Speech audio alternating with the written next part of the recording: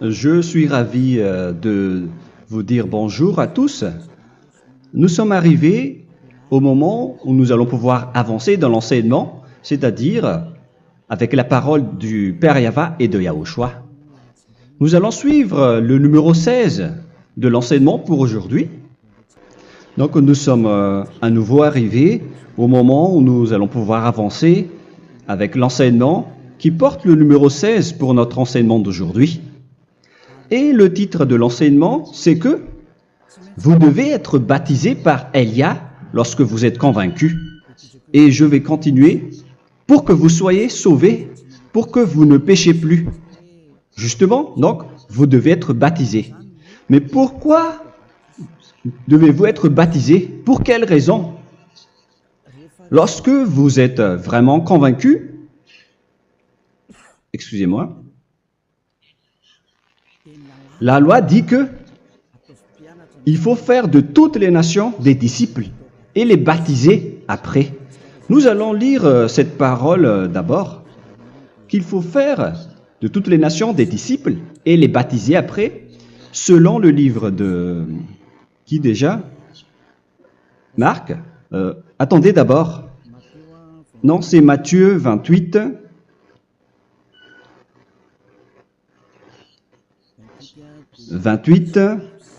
Versets 19 et 20.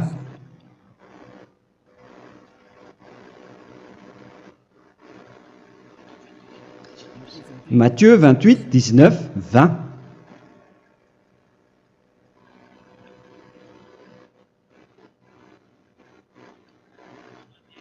Allez, faites de toutes les nations des disciples. Ici, donc, il faut faire toutes les nations des disciples. Les baptisons au nom du Père, du Fils et du Saint-Esprit. Donc, à la fois, il faut les enseigner à observer tout ce que je vous ai prescrit. Donc, en enseignant une personne, c'est comme ce que Elia fait en ce moment. Après, donc, il faut baptiser cette personne qui est convaincue par l'enseignement. Donc, on ne doit pas baptiser une personne qui n'a jamais entendu cet enseignement. Voilà la première loi. Ce n'est pas logique de baptiser une personne qui ne connaisse rien de l'enseignement. Et après le baptême, l'enseignement continue encore, comme ce que Elia fait en ce moment. Il enseigne toujours, même les personnes baptisées. Donc, on continue toujours à enseigner. Mais le baptême est donc une loi, tout d'abord. Donc, une fois convaincu, vous devez être baptisé. Moi, je ne vais plus parler du sujet d'enseignement que vous connaissez déjà, parce que vous êtes déjà convaincu. Donc, si vous voulez être nettoyé, lavé de vos péchés, pour que vous ne péchez plus dans ce saint royaume où il y a Elia, alors vous devez être baptisé, car c'est une loi selon l'Acte des Apôtres 22:16. Pourquoi tardes-tu? Lève-toi, appelle son nom et sois baptisé. C'est dans Actes des Apôtres, chapitre 22, verset 16. Actes des Apôtres 22:16. Nous allons lire ensemble cette parole. Et maintenant, que tardes-tu? Lève-toi, sois baptisé et lavé de tes péchés en invoquant le nom de Dieu. Donc, une fois qu'une personne est convaincue de cet enseignement, comme vous qui m'écoutez en ce moment, la loi pour vous, c'est que vous devez invoquer son nom. C'est-à-dire que le nom est important pour répondre aux personnes qui disent que ce n'est pas le cas, en disant que si vous croyez, c'est suffisant. Sachez que c'est un enseignement du diable pour ceux qui disent cela. Au contraire, il faut invoquer son nom, car c'est celui qui invoque le nom de Yahva qui sera sauvé. On vous a déjà enseigné cela. Donc, il faut que vous vous levez, il faut invoquer son nom. Il ne faut plus attendre. Vous ne devez plus attendre ni hésiter. La loi vous dit, levez-vous. On vous dit aujourd'hui, on vous ordonne aujourd'hui de vous lever. N'hésitez plus. Et après, vous devez invoquer son nom en vous rapprochant du royaume de Yahushua, de l'église de Yahushua, d'appeler tous les responsables au téléphone, même pas au téléphone. Il faut directement assister à l'assemblée de Yahushua dans cet endroit, car il faut que tu te lèves et sois baptisé en invoquant son nom. Et c'est ici, à l'église de Yahushua, que vous devez invoquer son nom. Alors, c'est une loi, vous ne devez plus rester dans votre maison et il faut nous rejoindre maintenant. Soyez baptisés en Yahushua et non pas en Jésus, car les baptêmes que vous avez faits auparavant n'est pas le baptême en Yahushua. Donc, votre baptême n'est pas valable, n'existe pas du tout. Et votre baptême, au contraire, il est pire. Lorsque vous l'avez fait avec des autres dieux comme Jésus, car vous allez le revêtir jusqu'à votre mort. Car selon Galates 3, 27, vous revêtez le Dieu à qui vous êtes baptisé. Comme par exemple, si vous êtes baptisé en Yahushua, vous revêtez en Yahushua. Mais les fidèles de Jésus, ils revêtent Jésus. Alors que vous voyez bien que ce Dieu, c'est un faux Dieu qui n'ôte pas les péchés, qui vous jette en enfer et qui n'existe même pas. Parce que si jamais il existait, vous devez aussi être ôté de vos péchés. Mais ce n'est pas le cas. Vous revêtez un faux Dieu, un envoyé du diable. Pourquoi? Car tous ceux qui sont pécheurs viennent du diable. Nous allons donc lire la parole de Dieu à ce sujet dans Galates 3, 27 pour vous dire que c'est un faux baptême que vous avez fait. Donc si vous avez été baptisé en lui, alors vous allez être avec le diable jusqu'à la fin. C'est ce qui est pire avec votre baptême qu'il faut enlever et supprimer rapidement, car vous êtes avec le diable. Les pécheurs viennent du diable et ce faux Dieu, il vous rend toujours pécheur jusqu'à maintenant. Il vous encourage de rester pécheur non méritant. Ça vient d'où? Ça vient de qui? Ce faux Dieu-là, à ce sujet, ils viennent du diable, car les pécheurs viennent du diable. Ce faux Dieu qui n'existe même pas, ce n'est qu'un collaborateur du diable. C'est dans Galates 3, 27. Je vous donne la parole en vous disant qu'il faut fuir rapidement de cet endroit qui ne vous convient pas. Le dernier baptême, ce sera pour le 8 mars 2026 à Madagascar. Et après, il n'y aura plus de baptême ici. Galates 3, 27. Vous tous qui avez été baptisés en Yahushua, par exemple, alors vous avez revêtu Yahushua. Voilà la parole. Donc, si vous avez été baptisés en Jésus, alors vous revêtez Jésus. Comme avec votre dernier baptême, vous allez toujours revêtir celui-là. Et ce vêtement ne sera jamais ôté tant que vous ne vous rapprochez pas de Élia. C'est lui uniquement qui peut vous enlever de ce baptême, de ce Jésus qui vous rend pécheur. Un collaborateur du diable et qui vient du diable. C'est dans 1 Jean, pour vous dire, est-ce que vous pouvez toujours rester dans votre ancien baptême après tout ce schéma? 1 Jean, chapitre 3, verset 8. 1 Jean 3, 8. C'est où déjà? Celui qui pêche est du diable, car le diable pêche dès le commencement. Vous voyez? Et voilà ce qui est pire. C'est votre Dieu même qui vous rend pécheur et qui vous dit que vous devez être pécheur. C'est lui-même, à ce sujet-là, qui vient du diable. C'est vraiment pire ce schéma, car il s'agit d'un envoyé du diable qui vient du diable. Un envoyé du diable. C'est-à-dire que ce schéma vient du diable. La parole est directe et droite. S'il n'est pas du diable, il vous aurait déjà dû il vous aurait déjà ôté de vos péchés. Mais ce sont les diables qui rendent pécheurs les gens, car ce sont les chefs du péché, les diables. La parole est claire ici, celui qui pêche est du diable. Le fils du diable est du diable. Le fils de Dieu est un Dieu. Le fils de l'homme est un homme. Et celui qui vient du diable est du diable comme lui. Lui, il vous a rendu pécheur pendant plus de 2000 ans. Il vous a jeté en enfer. C'est pourquoi on vous dit de quitter cet endroit et ce Jésus qui sera toujours collé à vous, à votre corps, qui est enterré dans votre peau. Vous ne serez jamais débarrassé de lui tant que vous ne vous rapprochez pas de Élia pour être baptisé en Yahushua, pour que ce sale vêtement venant du diable soit ôté de vous et qu'après vous allez être revêtu d'un nouveau vêtement qui est merveilleux, qui est Yahushua. Alors choisissez votre vêtement. Vous allez toujours être Jésus qui est déjà collé à vous, et une fois mort, vous irez en enfer, car il est déjà collé à vous. Soit vous l'enlevez directement à travers le baptême avec Élia. Le rendez-vous, c'est pour le 8 mars 2026. Vous allez être baptisé par Élia pour l'enlever, car ça n'existe pas du tout. C'est une tromperie pour vous. Ce n'est même pas un baptême. C'était le fait de faire entrer du diable à l'intérieur de vous.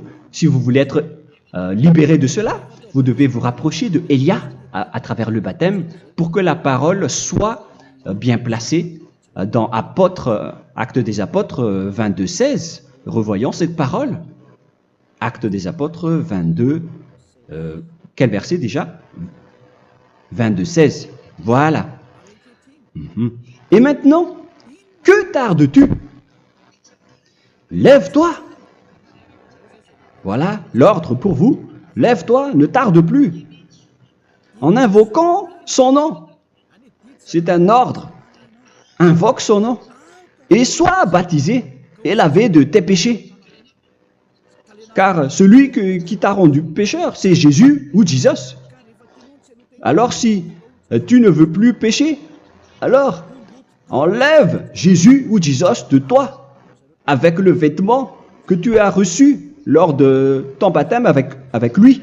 Il faut l'enlever, sinon tu ne seras jamais sauvé, épargné, car c'est déjà devenu un vêtement collé à ton corps.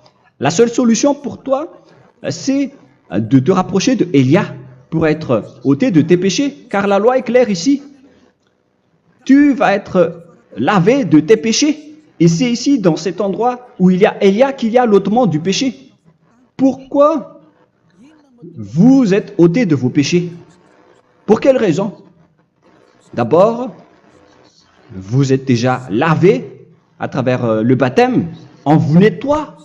Et une fois nettoyé, une fois lavé, qu'est-ce qui se passe à ce moment-là? Pour que les gens ne pêchent plus en vrai. Car toutes les personnes qui sont baptisées en Yahushua revêtent Yahushua. Vous êtes mariés à Yahushua.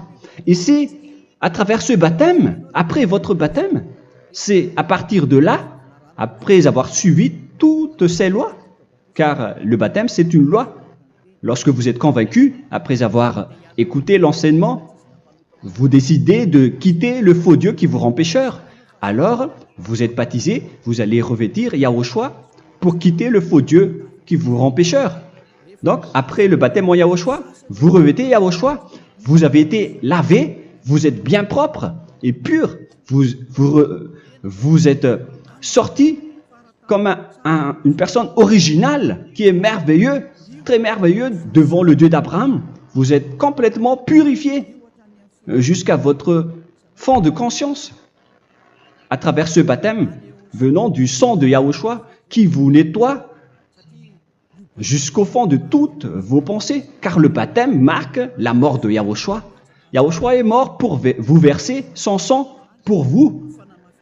Tout cela confirme votre relation avec Yahushua, car le baptême vous dit que vous êtes mort ensemble avec Yahushua et vous êtes ressuscité ensemble avec Yahushua.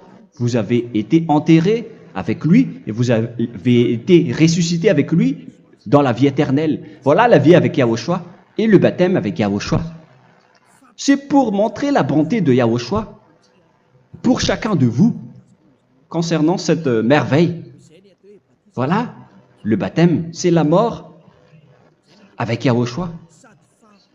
C'est pourquoi je vous ai dit, en même temps, c'est la mort pour vous et c'est aussi votre purification. C'est dans Romains, chapitre 6, verset 4. Nous avons donc été ensevelis avec lui par le baptême en sa mort, afin que, comme Yahushua est ressuscité des morts par la gloire du Père, de même, nous aussi, nous marchions en nouveauté de vie. Donc, on était morts avec Yahushua à travers le baptême, et c'est après aussi que nous avons été ressuscités vers la nouvelle vie. Verset 5. En effet, si nous sommes devenus une même plante avec lui par la conformité à sa mort, nous le serons aussi par la conformité à la résurrection. Nous voyons bien ici que nous étions morts ensemble avec Yahushua à travers le baptême. Nous étions morts ensemble avec lui. C'est clair ici. On parle ici du sujet du baptême. Nous avons donc été ensevelis avec lui par le baptême en sa mort, mais pas avec autre chose. C'est clair alors à travers cette parole que c'est à travers ce baptême que nous allons avoir la même geste que Yahushua. Donc si vous voulez être ôté de vos péchés, vous devez entrer dans le baptême. Et une fois baptisé, la personne est intégrée directement au ciel des cieux.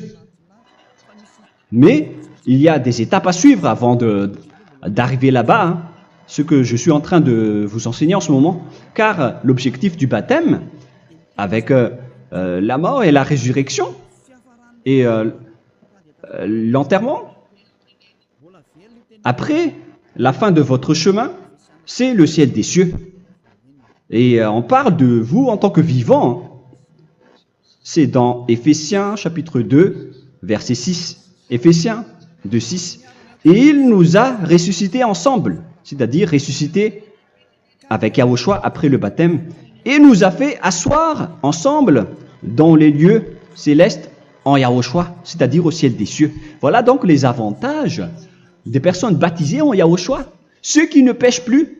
Et l'objectif, mes excuses, l'objectif, c'est d'accomplir la parole de Yahushua qui a dit « Ne péchez plus ». C'est ça l'objectif du baptême. Le baptême, c'est que vous n'allez plus jamais pécher. Selon la parole de Yahushua, qui se trouve où déjà? C'est dans Jean chapitre 8, verset 11. Jean 8, 11. Excusez-moi. Elle répondit, « Non, Seigneur. » Et Yahushua lui dit, « Je ne te condamne pas non plus.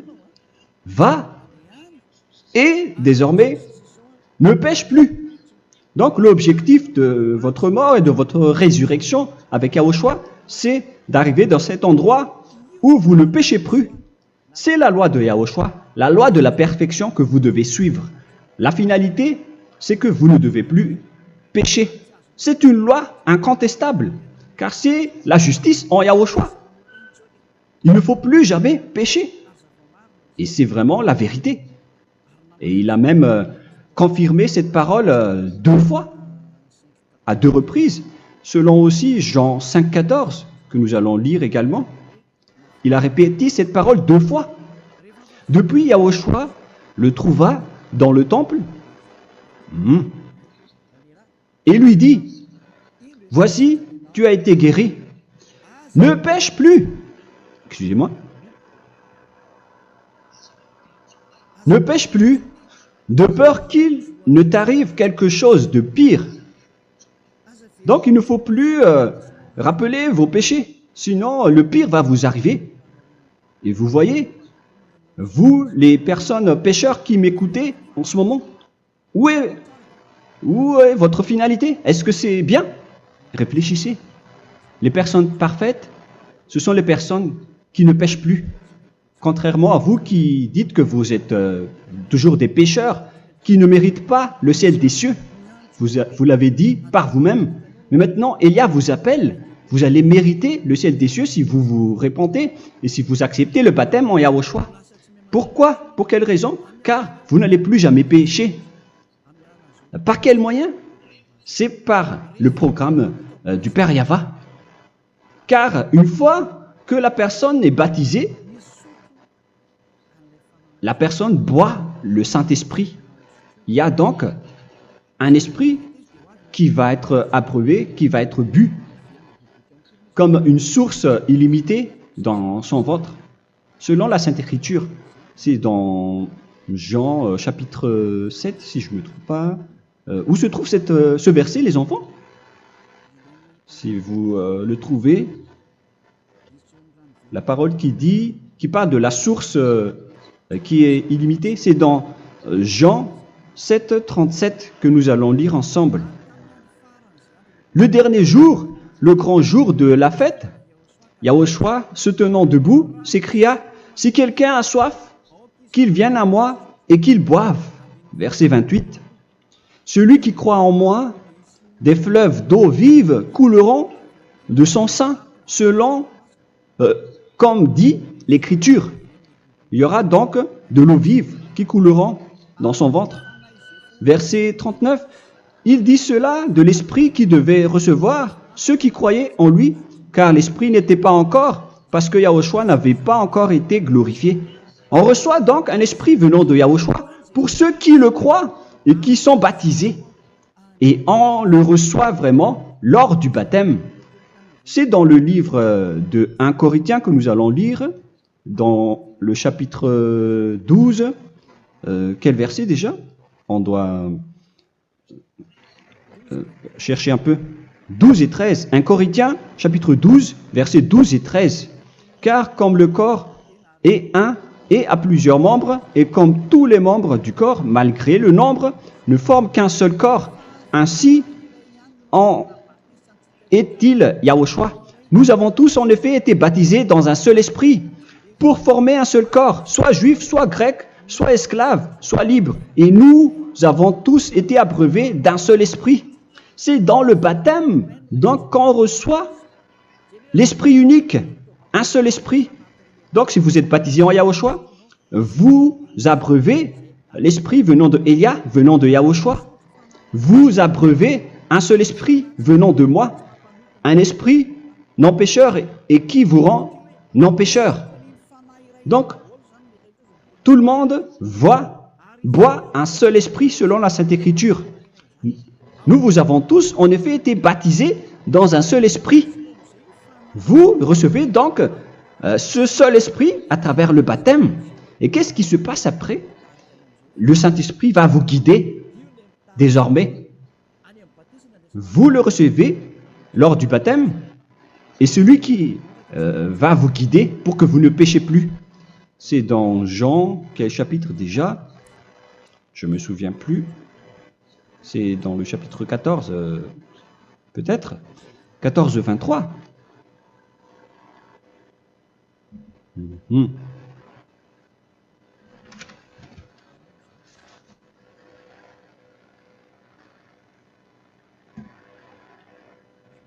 Où il est passé déjà la parole qui parle de l'esprit qui nous guide.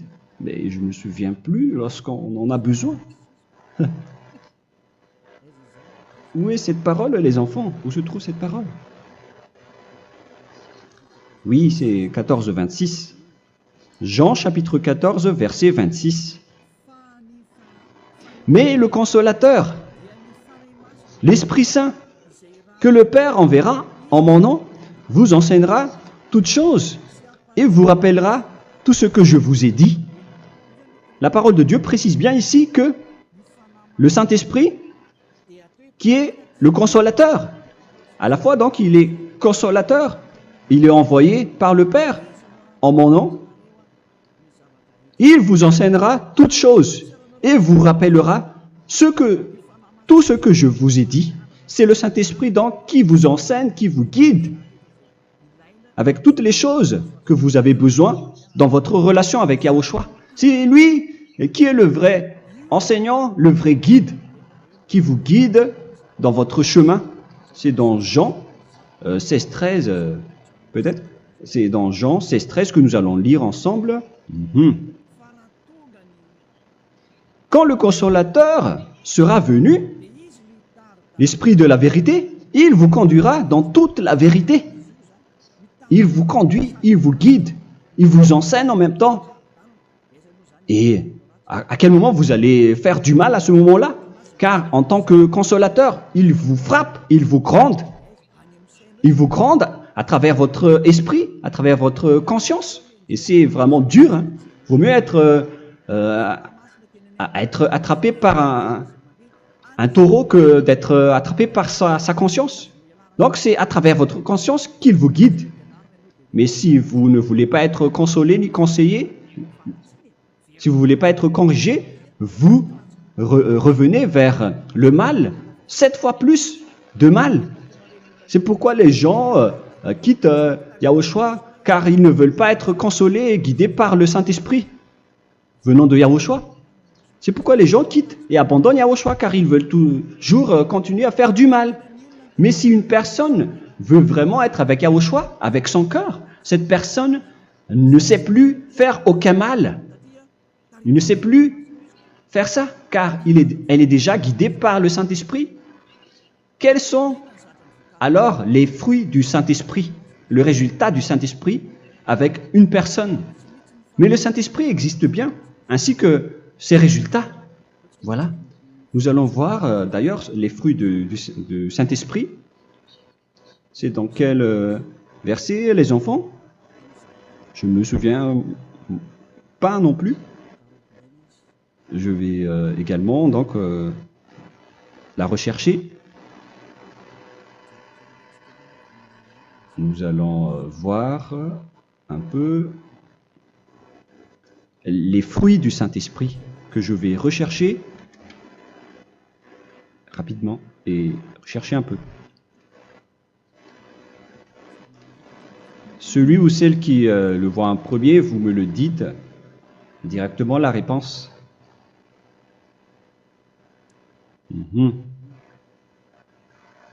Comment? Galates 5.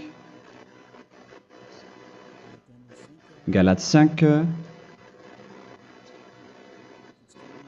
Nous allons lire à partir du verset 19 et 20. Non, on va commencer à partir du verset 22. Galates 5, 22. Mais le fruit de l'esprit, c'est l'amour, la joie, la paix, la patience, la bonté, la bénignité, la fidélité. Vous voyez? Vous marchez dans la droiture et dans la vérité directement. La douceur, la tempérance, la loi n'est pas contre ces choses. Vous voyez? Les gens ne vont plus dans le mauvais sens.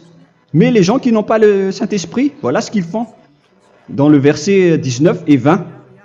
Or, les œuvres de la chair sont manifestes avec les personnes qui n'ont pas le Saint-Esprit, qui sont guidées par la chair.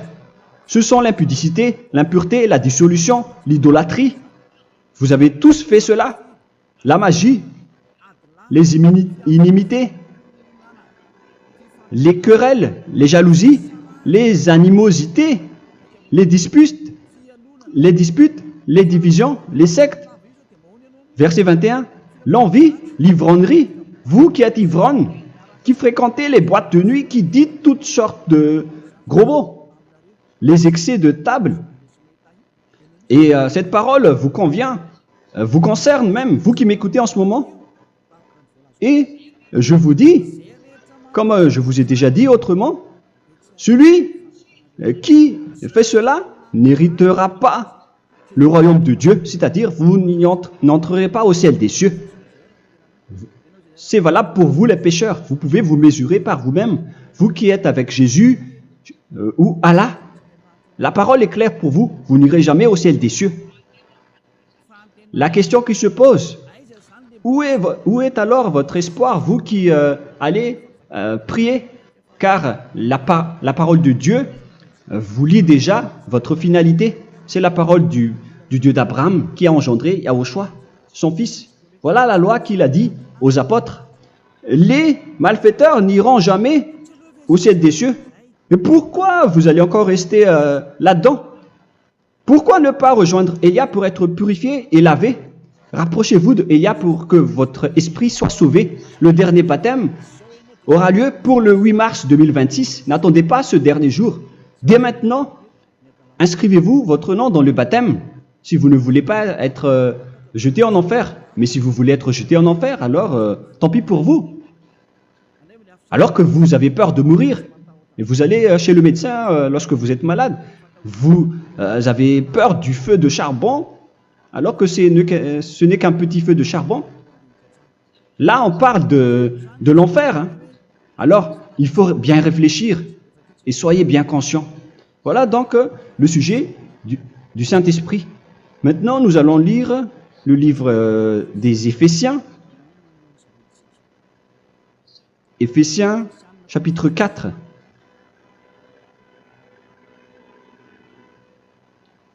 À partir de quel verset?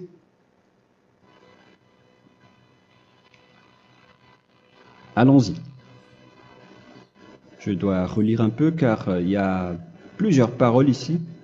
Moi, je vais vous sortir la parole qui dit que les personnes en Yahushua ne font plus aucun mal. Ah, où il est passé déjà? Ah, je l'ai perdu. Attendez d'abord. Donc, Éphésiens.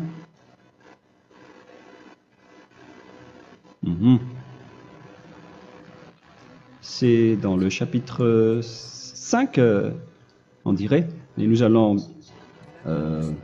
voir tranquillement. Mais nous allons voir dans Galates 5,16 d'abord.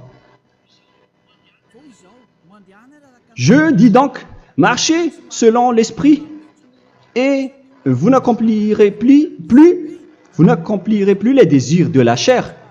C'est-à-dire donc que vous devez être baptisé, car sans le baptême, vous n'aurez jamais le Saint-Esprit. Verset 17. Car la chair a des désirs contraires à ceux de l'esprit, et l'esprit en a des contraires à ceux de la chair. Ils sont opposés entre eux, afin que vous ne fassiez point ce que vous voudriez. L'esprit et la chair s'opposent toujours. Alors il faut suivre l'esprit maintenant pour aller au ciel des cieux. Et voilà donc la suite de la parole. Éphésiens 4:21. Si du moins vous l'avez entendu, et si vous, conformément à la vérité qui en est en Yahushua, c'est en lui que vous avez été instruits à vous dépouiller, eu égard à votre passé, du vieil homme qui se corrompt par les convoitises trompeuses, à être renouvelé dans l'esprit. Donc l'esprit travaille et va dans votre conscience et dans votre intelligence, et à revêtir l'homme nouveau créé selon Dieu dans une justice et une sainteté qui produit la vérité. Le Saint-Esprit donc vous rend droit pour que vous ne soyez pas dans le mauvais chemin, et il vous guide dans la justice et dans la vérité. Voilà directement pour les personnes en Yahushua. Et c'est quoi la suite? C'est pourquoi renoncer au mensonge. Il ne faut plus mentir. Même dans les 10 commandements, ils ont dit ne mentez pas. Mais c'est juste une parole. Mais les gens, lorsque ils sont pressés, ils font des mensonges. Mais pour les gens en Yahushua, ils renoncent directement au mensonge. Et que chacun de vous parle selon la vérité à son prochain. Car nous sommes membres les uns des autres. Si vous vous mettez en colère, ne péchez point. Que le soleil ne se couche pas sur votre colère. Voilà toutes les lois de Yahushua qui sont guidées et qui sont ordonnées par le Saint-Esprit. Alors, ne donnez pas accès au diable. Ne mettez pas le mal dans tous vos chemins. Il faut rester sainte, vraie et parfaite. Que celui qui dérobait ne dérobe plus. Il ne faut plus donc dérober les choses. Et il ne faut plus donc voler quelque chose. Mais quelle est la parole du Père Yahweh et de Yahushua? Mais plutôt qu'il travaille en faisant de ses mains ce qui est bien pour avoir de quoi donner à celui qui est dans le besoin. Qu'il ne sorte de votre bouche aucune parole mauvaise, mais s'il y a lieu, quelques bonnes paroles qui servent à l'édification et communiquent une grâce à ceux qui l'étendent. N'attristez pas le Saint-Esprit de Dieu par laquelle vous devez être scellés pour le jour de la rédemption. Il faut toujours laisser le Saint-Esprit vous guider, ne l'attristez pas, sinon vous n'allez pas avoir la selle. À la fin des temps, à l'époque de Gog, on va vous donner le Saint-Esprit pour que vous soyez scellés. Donc c'est maintenant que vous devez déjà rendre content Yahushua. Ne laissez pas de mauvaises traces dans votre chemin et ramenez l'amour de Yahushua vers chacun de vous pour que vous soyez pour que vous seriez scellés pour avoir le Saint-Esprit que vous avez vraiment besoin pour le dernier combat dans les fins des temps. Que toute amertume et toute animosité, toute colère, toute clameur, toute calomnie, il ne faut pas retenir et garder la colère, toute calmeur, toute calomnie et toute espèce de méchanceté, tout ce qui est rancune, ni rancœur. Il faut arrêter tout cela. Mais c'est différent de gronder une personne. On parle ici des personnes qui est en colère sans raison. Mais lorsque vous grondez, vous n'allez pas dire à votre enfant « Mon enfant, ne faites pas ceci, ne faites pas cela ». Au contraire, si vous faites cela, votre enfant va danser devant vous. Donc, voilà ce que je veux vous dire. Il faut que vous enlevez toute calomnie et toute espèce de méchanceté. Voilà donc les lois de Yahushua qui sont sorties à travers le Saint-Esprit. Moi, je vous donne des échantillons, mais ce n'est pas au complet. Hein. La loi de Yahushua sont illimitées à travers le Saint-Esprit en fonction des circonstances et de la situation pour que vous n'attristez pas le Père Yahva et le Yahushua. Que toute amertume, verset 32, soyez donc bons les uns envers les autres, Éphésiens 4, 32, compatissant, vous pardonnant réciproquement. Donc, il faut que vous pardonnez votre ami si jamais il y a eu un petit problème. Laissez ça de côté. Il faut que vous vous pardonnez, mais il ne faut pas que vous allez recommettre des péchés après. Hein. En Yahushua, lorsque vous vous pardonnez, après il n'y a aucune rancune, comme lorsque Yahushua vous a pardonné. Mais ce n'est pas que vous allez encore revenir dans le péché. Non, non, non. C'est dans Hébreux 10, 26 qui parle des péchés volontaires. Hébreux.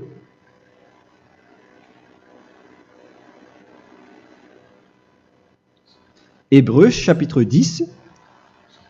C'est bien ça, hein? Pour ceux qui s'en souviennent. Voilà, versets 26 et 27.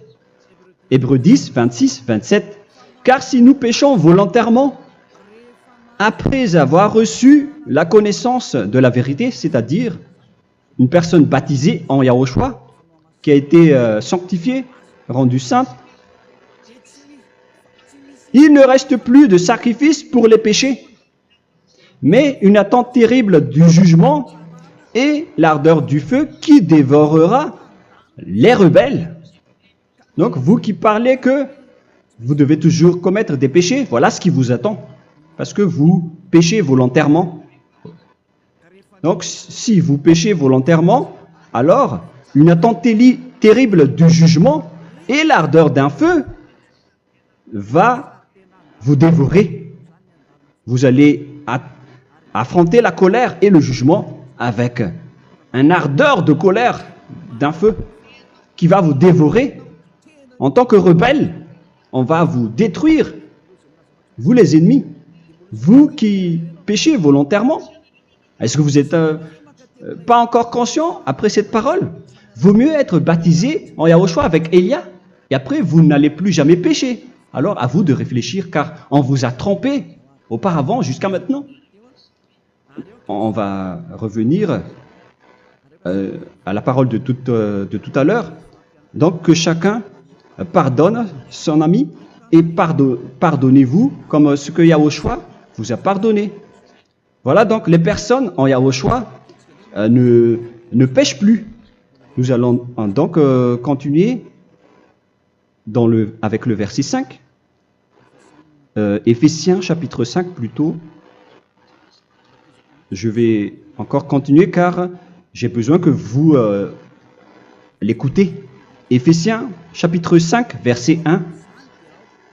Devenez donc les imitateurs de Dieu comme des enfants bien-aimés et marchez dans la charité. Le fruit de l'esprit, c'est de l'amour, on vient de lire, à l'exemple de Yahushua qui nous a aimés et qui s'est livré lui-même à Dieu pour nous comme une offrande et un sacrifice de bonne odeur. Verset 3. Regardez ces lois. Que l'impudicité, qu'aucune espèce d'impureté et que la cubicité ne soit même pas nommée parmi vous, ainsi qu'il convient à des saints. C'est bien clair alors ici qu'il ne faut pas faire l'impudicité ou parler de tout ce qui est adultère, impudicité, qu'aucune espèce d'impureté, tout ce qui est impur, l'abomination, la profanation et tout ce qui parle autour de ce sujet, n'en parlez jamais. Et que la cupidité ne soit pas nommée parmi vous, ainsi qu'il convient à des saints, y compris l'impudicité, l'abomination. Même juste en parler, ce n'est pas autorisé. Vous voyez que c'est vraiment différent. Lorsqu'on est en Yahushua, la cupidité, c'est-à-dire parler dans le dos des autres, qu'on n'entende ni parole de déshonnêteté, ni des propos insensés, ni des plaisanteries, choses qui sont contraires à la bienséance, qu'on entende plutôt des actions de grâce, car sachez qu'aucune impudique ou impure ou cupide, c'est-à-dire idolâtre, n'a d'héritage dans le royaume de Yahushua et de Dieu. C'est-à-dire, il ne faut pas s'allier avec les malfaiteurs. Les enfants du mal, ne vous alliez pas avec eux. N'acceptez pas ce qu'ils font. Ne collaborez pas avec eux. Ne cachez pas le mal qu'ils font. Car sinon, directement, votre sainteté va être détruite. La parole est claire. Ne vous alliez pas avec ces derniers, car vous allez être le fils du mal, qui n'est pas dans la vérité. Verset 8. Autrefois, vous étiez ténèbres, et maintenant, vous êtes lumière dans Yahushua. Marchez comme des enfants de lumière, car le fruit de la lumière consiste en toutes sortes de bonté, de justice et de vérité. Voilà, lorsqu'on est avec le Saint-Esprit, on est toujours dans la lumière, dans la bonté et dans la justice. Il faut que vous pensiez à la volonté de Yahushua, à ce qui est agréable à Yahushua.